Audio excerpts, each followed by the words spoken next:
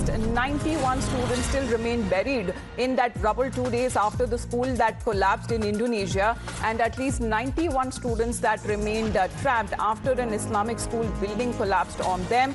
The authorities say they are reviewing the attendance records and reports from the anxious families of those missing.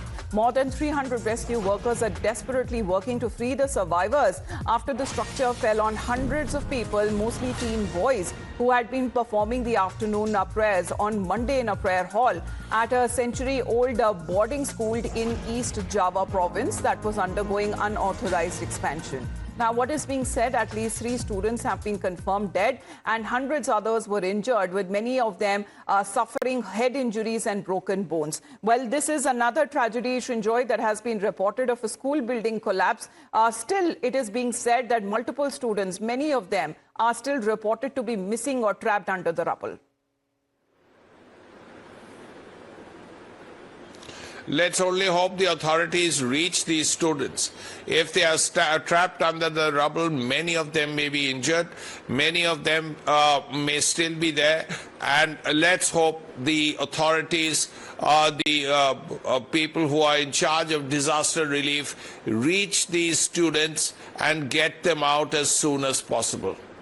Absolutely there. What is now being said, because there are several concerns with heavy equipment that was available but not being used due to concerns that it could, cause further collapse. But this is a race against time. And rescuers who have been running oxygen, water and food from narrow gaps to those who are still alive and are trapped under the rubble to keep them alive somehow.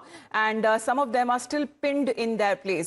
But we are looking at mainly school boys there, Srinjoy, that we are looking at. From grade 7 to 12 and the age between 12 to 18, multiple of them who are said to be still trapped. Yes, this is a huge tragedy. So many already have been killed. So many are injured. It's important to get the other children out as soon as possible. And if they are alive, if they are getting water, if they are getting oxygen, well, the first thing is they have to be lifted from under the rubble. All the stone or brickwork that is over them, some effort should be made to remove it and get the children out. That's really the first priority for the government. Absolutely. There remains to be seen how fast that they will continue with their rescue operation as far as when it comes to the old building's foundation. According to the police, was apparently found to be unable to support 2 floors of concrete, and that collapsed during when it comes to the prayer session that was happening, with multiple students still being trapped under the rubble. Thank you very much, Srinjoy, for that update. Let's quickly